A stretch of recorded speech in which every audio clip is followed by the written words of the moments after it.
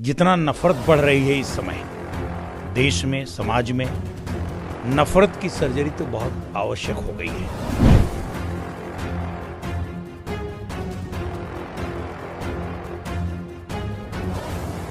कहां जाओगे आप? न्यायालय जाओगे? कौन बैठा है वहां पे? धर्म को, जाति को एक दूसरे को लड़ाने का काम हो रहा है। तो जातिवादिता और धार्मिक उन्माद वो अपने पराकाष्ठा पर है। आरक्षण खत्म हो रहा है, लोगों को न्याय नहीं मिल रहा है, लोगों के घर बिना अदालत के गिराए जा रहे हैं।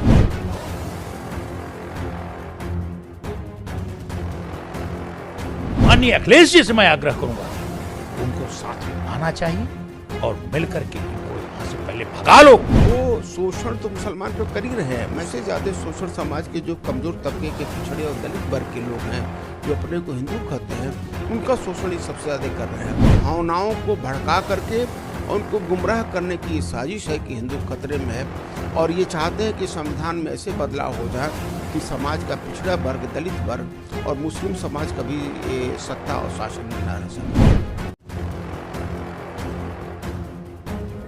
ये फांसीवादी शक्तियां जो हैं, इन्होंने कभी भी संविधान को स्वीकार नहीं किया है। इस संविधान को बदलना चाहते हैं। लोकतंत्र में इनका कोई विश्वास नहीं है। ये डिक्टेटरशिप चाहते हैं, और डिक्टेटरशिप में अगर कोई मारा जाएगा तो कमजोर तबका मारा जाएगा। ये बता रहे हैं कि संविधान खतरे में है, होशियार हो जाओ। लोकतंत्र खतरे में है, होशियार हो जाओ, क्योंकि अगर हम चूके आने वाली पीढ़ियां गुलामी करेंगी। ईडब्ल्यूएस को देख लो, 3 चाहिए तो 8 भर्ती हो रही है। अब आपका 27% चाहिए, 3% भर्ती हो रही है।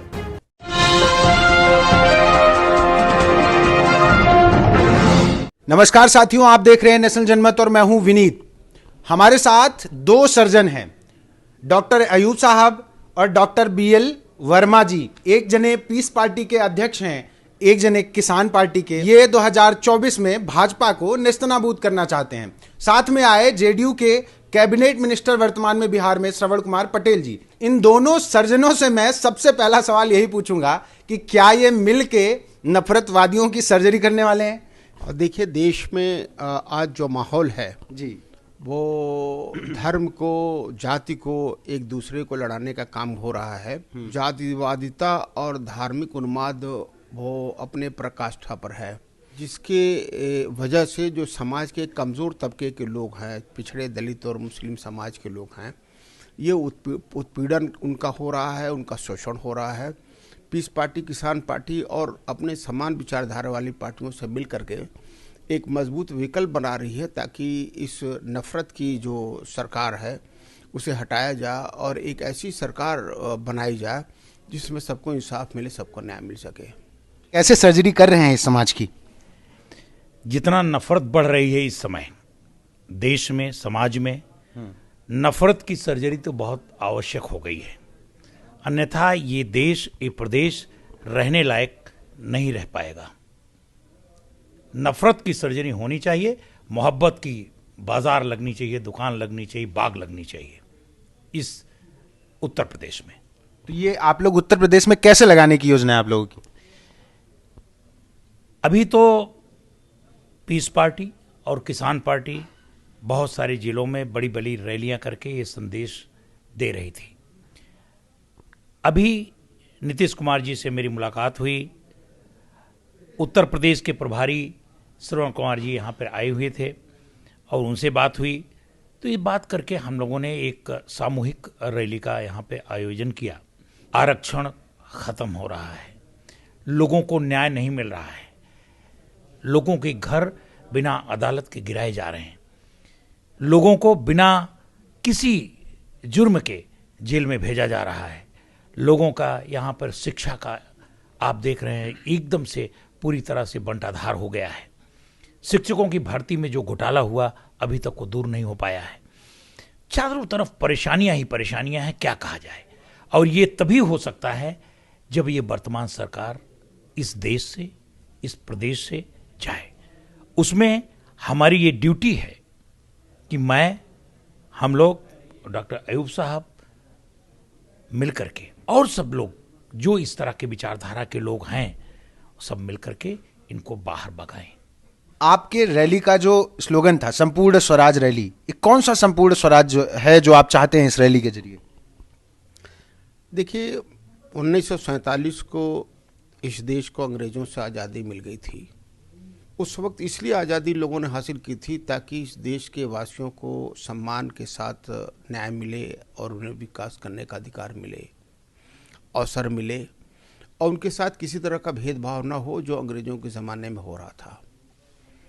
आज भाजपा की सरकार है और जो दूसरी सरकारें रहीं उसमें सभी समाज को न्याय और इंसाफ नहीं मिल रहा था। मतलब ये हुआ कि उनकी आज़ादी जो मिली है वो पूरी तरीके से आज़ादी नहीं मिली है।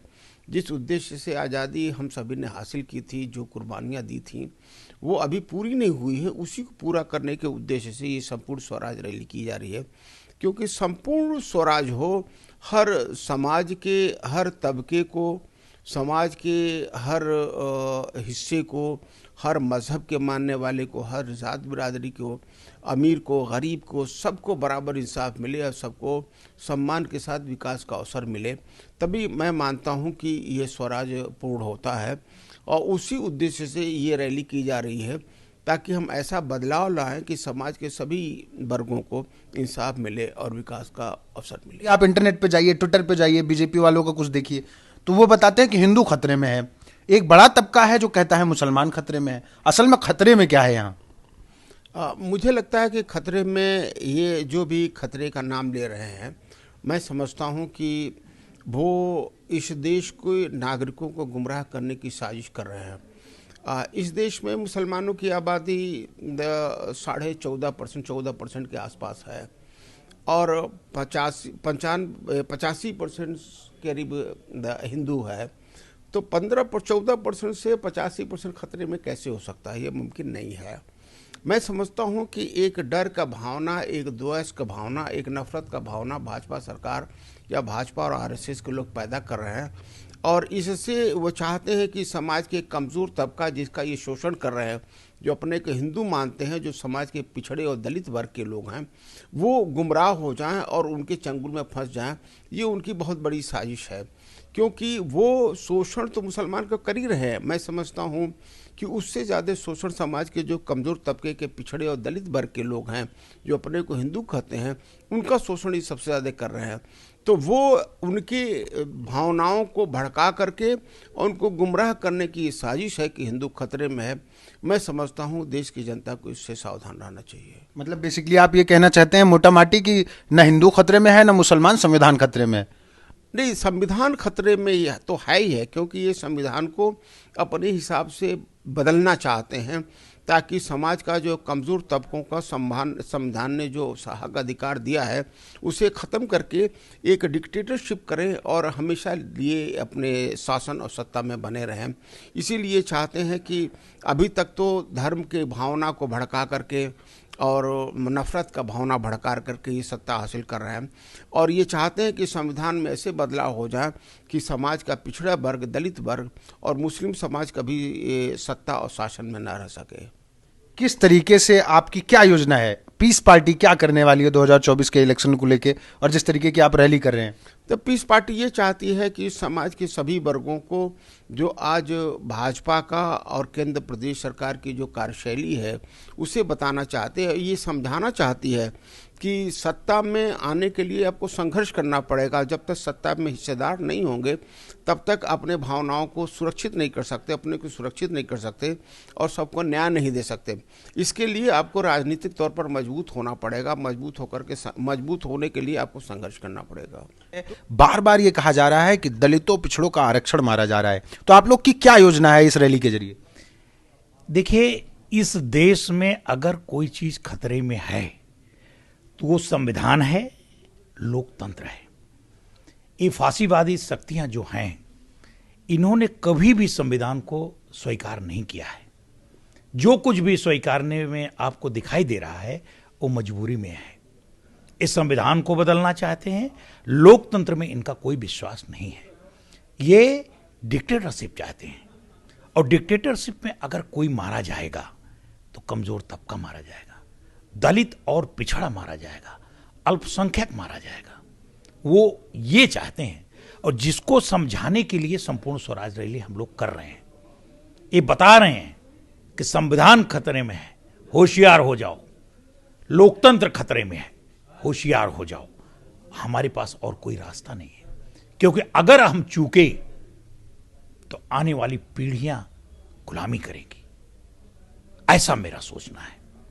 और छात्रवृत्ति क्या चीज होती है? खड़े खड़े 27% रिजर्वेशन इन्होंने मार दिया, शिक्षकों में दिया नहीं। कोर्ट में गए, कोर्ट में कुछ नहीं किया, क्योंकि यही बैठे हैं। तो कहां जाएंगे आप? छात्रवृत्ति नहीं देंगे, क्या करेंगे आप? अरे यहां तो शहीदों के पैसों में बंटवारा है साहब।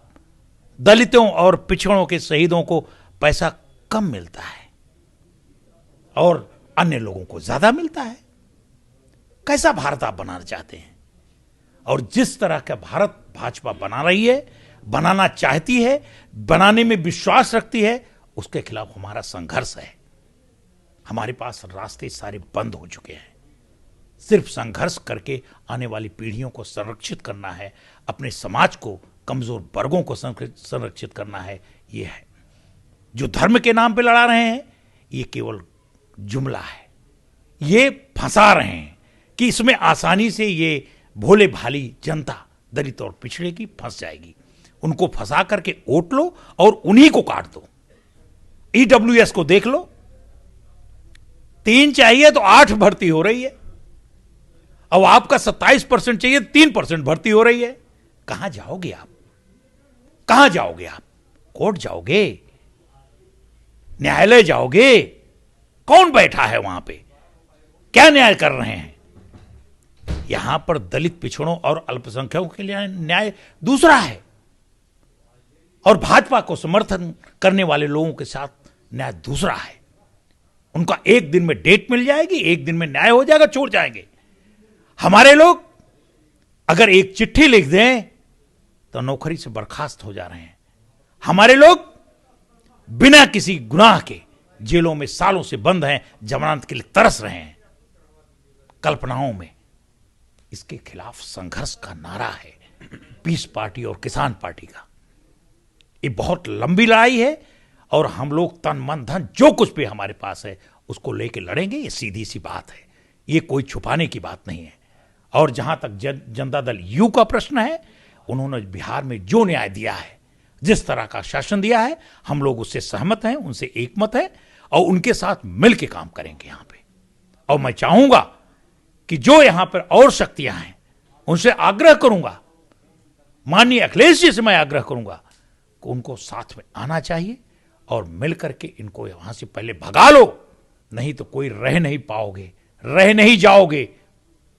अपने अस्तित्व का खतरा समझिए, ये बात है असली में। इसलिए हम इन दोनों नेताओं को साथ बिठा के आपको बताना चाहते थे कि असल में क्या चल रहा है। और यह संदेश है उन स्थापित पार्टियों के लिए जिन्होंने कभी ना कभी सत्ता का सुख भोगा है और आज अपने मुद्दे भूलकर दूसरी दिशा में भागी पड़ी हैं। उनको समझना होगा कि उनका असल वोटर सच में परेशान है, और उसके लिए जब डॉक्टर अयूब साहब और डॉक्टर साहब साथ आ सकते हैं तो आपको भी साथ खड़े होना चाहिए, उनके हक के लिए लड़ना चाहिए। बाकी सबकी अपनी अपनी इच्छा है, क्या करते हैं, लेकिन यह एक शानदार पहल है। बने रहिए हमारे साथ। चैनल को सब्सक्राइब नहीं किया तो जरूर करिएगा, क्योंकि आप ही हमारी ताकत हैं। धन्यवाद।